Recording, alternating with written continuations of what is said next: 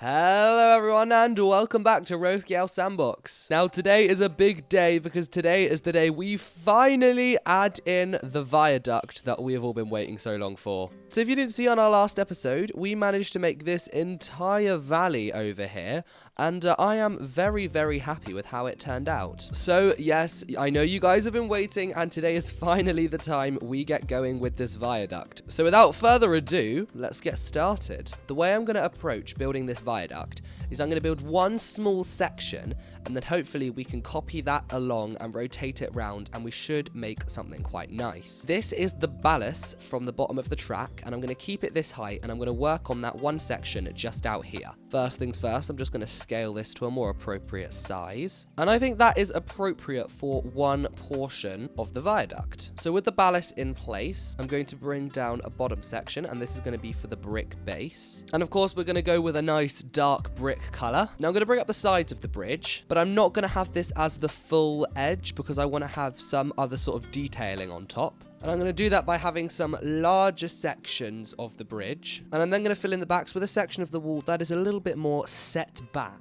Then finally, I'm going to have a tiny rail on top. Something a little bit similar to that. And I've colored it a nice dark black color. Now for these vertical parts of the detailing, I do want them to contrast with the rest of the bridge. And actually I've changed most of the bridge to that darker color. And then I'm going to have the back of the bridge a little lighter. Now what I would love to do is have little archway details in each of these holes. However, I know that is going to absolutely demolish the piece count, frame rate and everything. So I'm going to try a couple of different ways and hopefully I can cheat it so it looks nice but doesn't take up too many pieces. First of all, I'm going to add a wedge to fill in the shape. Then I'm going to add a second wedge at the side like this and copy that onto the other side as well. I also need to make sure that these two are the same color as this darker brick. Then I think if I can add two more, a little bit more steeply sloped wedges, I think that might give the effect of an archway. You know what? I have to say that is circular enough for me. So I've just done a bit of work and I've managed to get all of these pieces nice and flush. And hopefully we should just be able to copy this over into each alcove. So now I think it's time we start work on the massive archways which are going to be going underneath this viaduct. And the first thing I'm going to do is just sort of work on the arch shape. So now comes the vibrantly fun task of filling this whole section in. So now I've got the color of the arch sorted out. I'm going to just adjust each one of these pieces so that they sort of fit more nicely together and there's not this overlap. And with that done, it's high time we put a central archway stone right on the top. And of course, the way I'm going to do that is just by using a couple wedges. And now we really do need to fill in these sections along here. And I've also just added a couple of dividing sections in black. And I think that just really sort of helps the sections of the viaduct to sort of pop and come alive a bit. So now I've got this filled in section over here. I'm just going to copy it to the other side. And you know what? I can start to see this viaduct come together now. So from here downwards, it shouldn't be too hard to add in the rest of the viaduct. And at this point, we can extend the base of the viaduct all the way to the ground. Now, of course, this is not the final look, although we are almost there. Most viaduct's bases veer out at the bottom to make them larger. So we're going to add this wedge. And of course, I've got to place the edging on that wedge as well. So now the only thing left to do, obviously,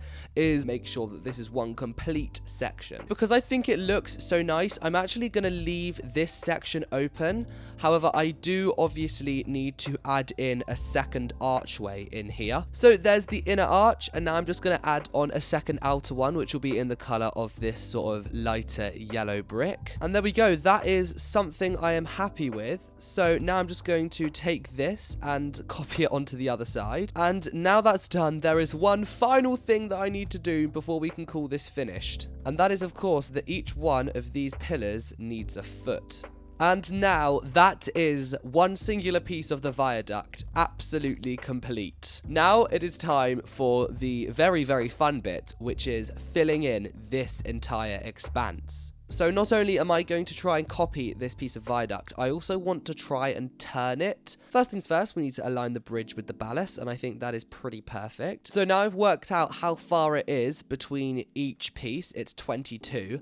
Halfway is going to be 11. So if I copy this halfway, then I rotate it, then I copy it the other half, it should end up with a perfect turn. And everything is looking pretty good. There's nothing exposed over here, and there's nothing sticking out over here. So now I've just got to do this a bunch more times. And I've just got to the end, and I'm not going to put in another bridge section. I'm going to have the ballast continue on at the perfect angle. However, each one of these pieces I'm just going to extend into the cliff. And I'm going to do the same this side as well. And now, of course, the moment you have all been waiting for, the reveal of the viaduct. Here we go. Here she is in all her glory. This has to be the best thing I think I have ever built in this game, full stop. This is just absolutely incredible. So, right before I end the video, there are one or two things that I need to do to finish this off. First things first is that obviously these feet are at different heights, so I need to go through and put in their bases. And now, for the very, very last thing, we have got to get some track going along the top here. And now I'm going to go through with gap fill and completely place track on the entirety of this viaduct. That is the full viaduct complete. That is quite crazy, actually. This is by far the favorite build that I have ever done. I was a little bit apprehensive at first of how it would turn out, but this is just incredible. I'm so happy. Anyways, guys, if you did enjoy the video, make sure to like, make sure to subscribe. It's going to be very hard to top this next episode, I tell you,